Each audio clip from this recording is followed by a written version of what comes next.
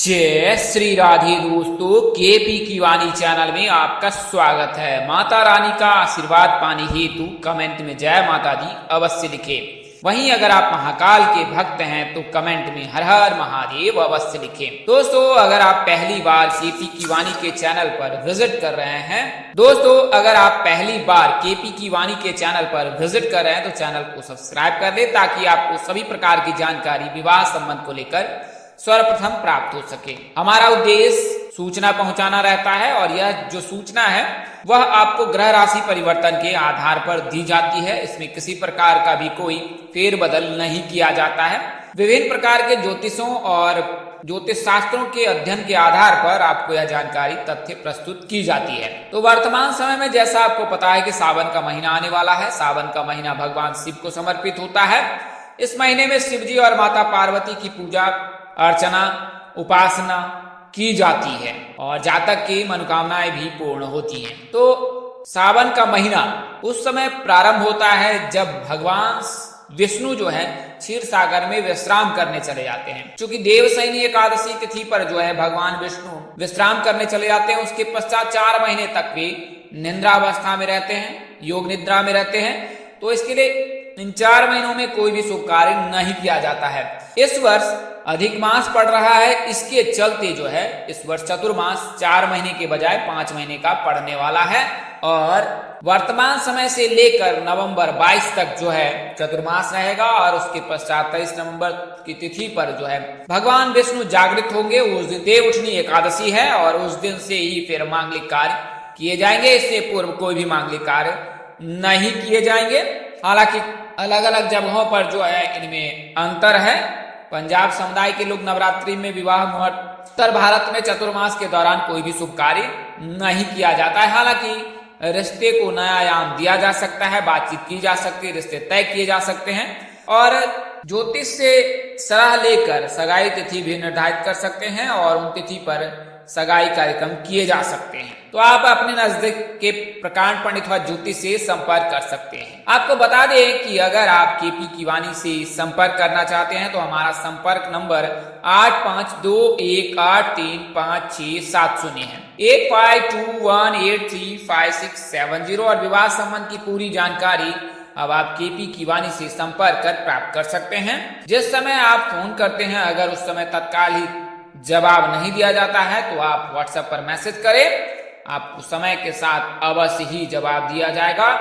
और अगर आप केपी की वाणी से विवाह की कुंडली बनवाते हैं तो इसमें आपको विस्तार पूर्वक जानकारी दी जाती है। अब तक हजारों जातकों की कुंडली बनाई गई है और उनमें जातकों को आज वे वैवाहिक जीवन भी सुखमय बिता रहे हैं। कई ऐसे जातक हैं जो देश से बाहर विदेश से भी संपर्क में रहे और उनके भी जो है मार्ग प्रशस्त किए गए हैं। तो आप केपी की वाणी से संपर्क कर सकते हैं और विवाह संबंध की पूरी जानकारी ज्ञात कर सकते हैं कि आपकी शादी कब होगी, कहाँ होगी, कैसे होगी, किससे होगी, किस दशा में होगी, कितनी दूरी पर होगी, किस नाम से होगी, किस राशि से करनी चाहिए, जीवन साथी का रंग रूप स्वरूप स्वभाव और उनका करियर कैसा रहेगा, आपका करियर कैसा रहेगा।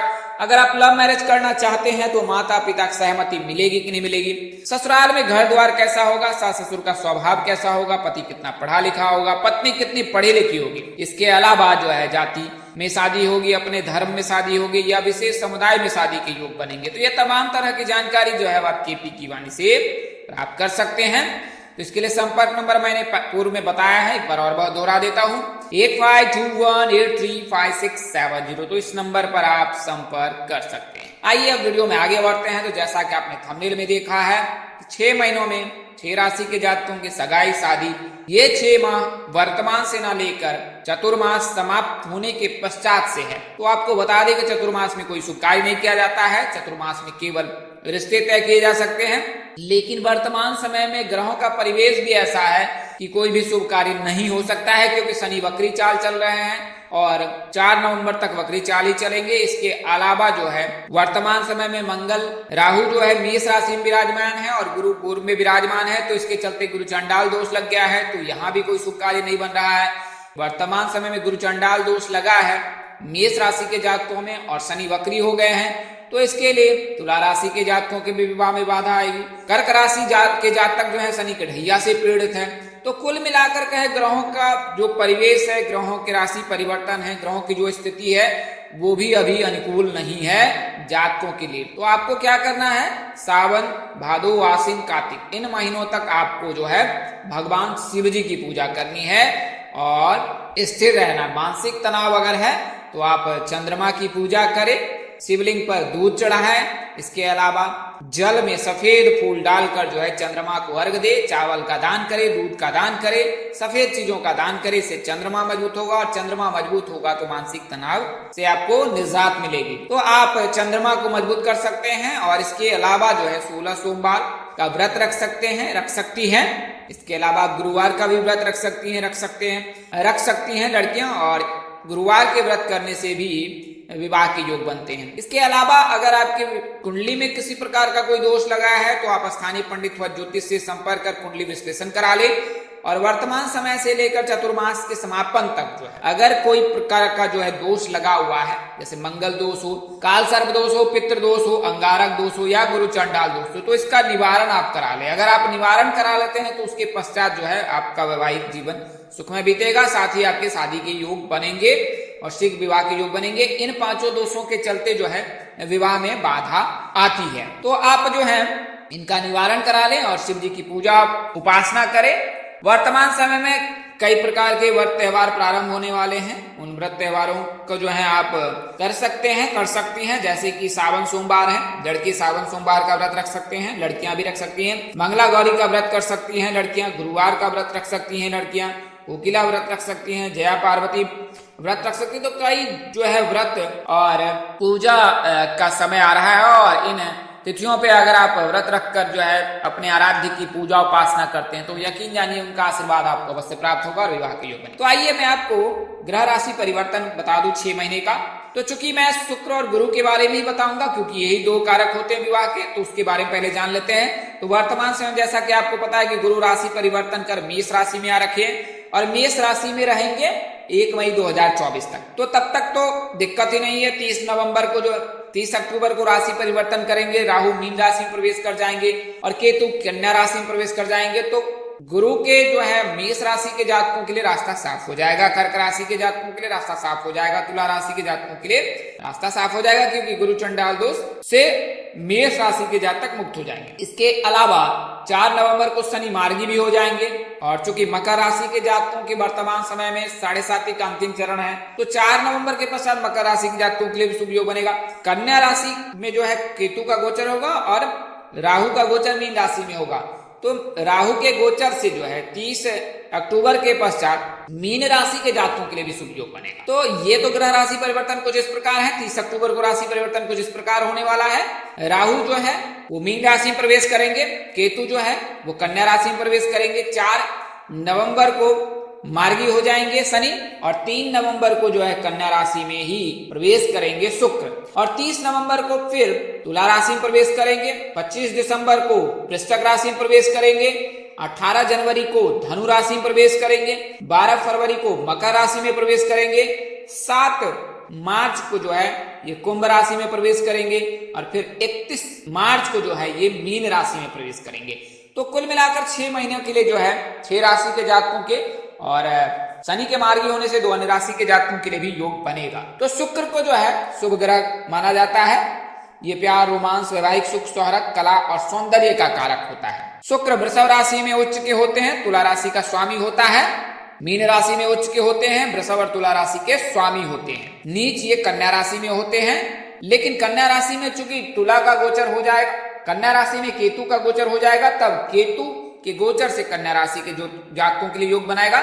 चूंकि शुक्र जो है कन्या राशि में नीच के होते हैं, लेकिन आपको फायदा अवश्य प्राप्त होगा। इसके अलावा नवग्रहों में बुध और शनि इनके मित्र हैं, सूर्य व चंद्रमा इनके शत्रु ग्रह माने गए हैं। तो कुछ इस प्रकार से जो है सूर्य का शुक्र का जो है संयोग बनता है। शुक्र लड़कों के विवाह के कारक होते हैं और जिन जातकों की कुंडली में शुक्र मजबूत होता है उनके विवाह के योग प्रबल बनते हैं। इसके अलावा जीवन में सुख सुविधाएं अवश्य ही प्राप्त होती है। आइए अब मैं आपको सगाई के महत्व के बारे में बता देता हूं। तो सगाई की अंगूठी हमेशा जो है चौथी उंगली में पहनी जाती है। अगर अंगूठी को छोड़ दिया जाए तो तीसरी उंगली में पहनी जाती है। इसे रिंग फिंगर भी कहा जाता है। इस उंगली की नस जो है वो सीधे हृदय से जुड़ी होती है। अंगूठी पहनने से हाथों की उंगलियों में एक समान प्रेशर बनता है जो उस हिस्से के रक्तचाप को संतुलित रखता है। अंगूठी अगर सोने की हो तो इंसान को खुशी प्रदान करती है। अंगूठी अगर चांदी की हो तो धैर्य प्रदान करती है। अंगूठी अगर मोती को हो तो मानसिक पीड़ा नहीं होती है जातक को। हाथों की छोटी उंगली यानी कि सबसे छोटी उंगली में अंगूठी पहनने से छाती के दर्द और अस्थमा में भी आराम मिलता है। हालांकि इसकी पुष्टि केपी की वाणी नहीं करती है। यह वैज्ञानिक तथ्य है जिसके आधार पर मैंने आपको जानकारी दी है। तांबे की अंगूठी पहनने से व्यक्ति के पेट रोगों से भी मुक्ति मिलती है। तो यह भी जो तथ्य मैंने आपको प्रस्तुत किए हैं स्वास्थ्य की तरफ से आपसे शेयर की है। यानी वैज्ञानिकों ने इस तरह के दावे किए हैं कि अगर आप अंगूठी पहनते हो तो छाती के दर्द में आराम मिलता है, अस्थमा में फायदा मिलता है, या पेट रोग या पेट संबंधी बीमारी जो है उससे निजात मिलता है। तो ये तथ्य मैंने प्रस्तुत किए हैं वैज्ञानिक आधार पर। आइए मैं आपको बताता हूँ कि शुक्र को बली करने के लिए क्या करना चाहिए। जैसा मैंने आपको बताया कि शुक्र लड़कों के विवाह के कारक होते हैं, तो शुक्र लड़कों के विवाह के कारक होते हैं। और जब शुक्र मजबूत होता है तो शीघ्र शादी होती है। अगर शुक्र कमजोर है तो फिर शादी में देर होती है। शुक्र को कैसे मजबूत किया जा सकता है? तो अगर आप शीघ्र विवाह के इच्छुक हैं तो जल में इलायची मिलाकर जो स्नान करें। शुक्रवार की संध्या में जो अविवाहित लड़की को जो श्रृंगार का सामान भेंट करे। अगर कोई अविवाहित लड़की श्रृंगार का सामान स्वीकार नहीं करती है तो प्रातः काल स्नान ध्यान करने के पश्चात लाल रंग वस्त्र धारण कर जो है दुर्गा मंदिर जाकर श्रृंगार का सामान माता के चरणों में अर्पित करें और शीघ्र विवाह की कामना करें। शुक्र को मजबूत करने के लिए जो है काली चींटियों को चीनी खिलाएं। कन्यादान करने से भी शुक्र मजबूत होता है। इसके अलावा जो है घर और पूजा स्थल पर शुक्र यंत्र का भी आप स्थापना कर सकते हैं। शुक्र के दुष्प्रभाव को खत्म करने के लिए देवी लक्ष्मी की पूजा करनी चाहिए। और हर शुक्रवार के दिन जैसा मैंने आपको बताया है माँ लक्ष्मी मंदिर जाकर, माँ दुर्गा के मंदिर जाकर जो है श्रृंगार का सामान अवश्य भेंट करें। इससे विवाह के योग बनने लगते हैं, शुक्र मजबूत होता है। आइए मैं आपको उन 8 राशियों की जानकारी देता हूं। तो जैसा कि आपको बताया कि मेष राशि के जातक जो है राहु के प्रभाव से मुक्त हो जाएंगे 30 अक्टूबर के पश्चात। तो 1 नवंबर से लेकर 1 अप्रैल तक मेष राशि के जातकों के 100% विवाह के योग बनेंगे। तो अगर आप मेष राशि के जातक हैं तो वर्तमान समय में धीरज रखें। 1 नवंबर के पश्चात आपके लिए 6 महीने तक प्रबल योग बनेंगे। कुल मिलाकर 180 दिनों में आपकी शादी निश्चित ही हो जाएगी। अगर कुंडली में किसी प्रकार का कोई दोष नहीं, अगर दोष भी लगा है, अगर आपने निवारण करा लिया है तो। अगली जो राशि है कर्क राशि। जैसा मैंने आपको बताया है कर्क राशि में गुरु उच्च के होते हैं। वर्तमान समय में गुरु चंडाल दोष लगा है, लेकिन 30 अक्टूबर के पश्चात जब गुरु चंडाल दोष से मेष राशि के जातक मुक्त हो जाएंगे, गुरु मुक्त हो जाएंगे, तत्पश्चात जो है कर्क राशि के जातकों के लिए भी शुभ योग बनेगा। वर्तमान समय से लेकर जो है विवाह के योग बन रहे हैं। रिश्ते आ सकते हैं, रिश्ते तय भी हो सकते हैं, क्योंकि कर्क राशि में शुक्र का भी गोचर हो रखा है। तो इसके लिए कर्क राशि के जातकों के लिए शुभ योग बनेगा सावन के महीने में। लेकिन विवाह के 100% 1 नवंबर से है। अगली जो राशि है वो कन्या राशि है। चूंकि कन्या राशि में ही शुक्र का गोचर होगा 3 नवंबर को, और उसके पश्चात जो है कन्या राशि में ही केतु का गोचर होगा। इसके चलते कन्या राशि के जातकों के लिए शुभ योग बना रहा है। तो 1 नवंबर से लेकर 1 अप्रैल के मध्य यानी 6 महीने में कुल 180 दिनों में कन्या राशि के जातकों के लिए भी शुभ योग बन रहा है। उस दिनों में जो है आपकी शादी निश्चित हो जाएगी। अगली जो राशि तुला राशि। तुला राशि चूंकि गुरु के राशि परिवर्तन से गुरु के वर्तमान समय मेष राशि में और गुरु चंडाल दोष से मुक्त होने के चलते मेष राशि के जातक के विवाह के योग हैं। और गुरु जब राहु से मुक्त हो जाएगा तो फिर उसके पश्चात तुला राशि के जातकों के लिए भी योग बनेगा। इसके अलावा शुक्र के गोचर से भी तुला राशि के जातकों के लिए शुभ योग बनेगा। तो 1 नवंबर से लेकर 1 अप्रैल तक, चूंकि 27 नवंबर को जो है शुक्र का गोचर तुला राशि में होगा, तो 27 नवंबर से इनके फिर विवाह के योग बनेंगे और 1 अप्रैल तक इनके लिए विवाह के योग बन रहे हैं। अगली जो राशि है वो वृश्चिक राशि है। वृश्चिक राशि के जातकों के लिए चूंकि वर्तमान समय में गुरु का गोचर जो है मेष राशि में हो रखा है, लेकिन जब गुरु का गोचर वृषभ राशि में होगा तो जीवन साथी जो है का भाव वृश्चिक राशि के उस भाव में जो है गुरु की दृष्टि होगी। तो वृश्चिक राशि के जातक के लिए अगले साल तो विवाह के योग हैं ही। इसके अलावा 25 दिसंबर से लेकर जनवरी 18 के मध्य रिश्ते तय होने के प्रबल योग हैं वृश्चिक राशि के लड़कों के, क्योंकि शुक्र का गोचर होगा। इसके अलावा धनु राशि के जातकों का 18 जनवरी से लेकर 12 फरवरी के मध्य जब शुक्र का गोचर होगा धनु राशि में, तो इनके विवाह के योग बनेंगे।